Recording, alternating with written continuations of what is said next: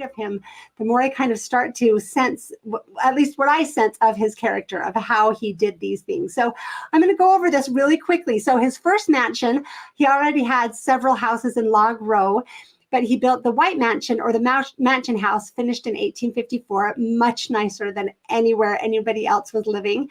At the same time, he was working on both the Beehive House, also finished in 1854, and the Lion House, finished in 1856.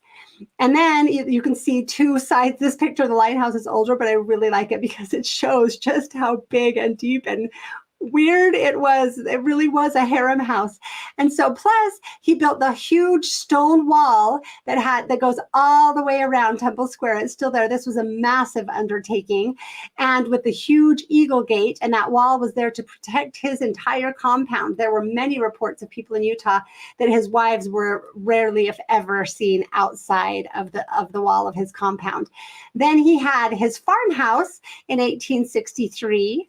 And then the St. George Mansion House, which was his summer home that was finished in 1871. And culminating, and again, there were others. These are just the ones that I was able to draw out in my research quickly. I know there were many, he owned many other homes just in St. George, not to mention everywhere else. But culminating in the embarrassment of the Gardo House, called Amelia's Palace, which was begun in 1873, and again was the grandest house between Chicago and the West Coast. So that's what he was doing while the temple was not being built or completed. At the time of his death, Brigham's estate, which really was just entirely mingled with the church, was over $1,600,000, which is the equivalent of over $46 million today. And so he had mingled his personal wealth with the church money. That's what we say. But the truth is, the only money he had was church money. He did have a lot of businesses, but again, he built those all with church money, right? After his death, in the confusion of what was theirs and what was the church's, Brigham's family actually sued the church. Amelia, his last favorite wife, and Mariana Angel tried to claim possession of the Gardo House by occupying it and refusing to leave, even though it wasn't finished. They each finally left when they were given $20,000, which is almost $600,000 today.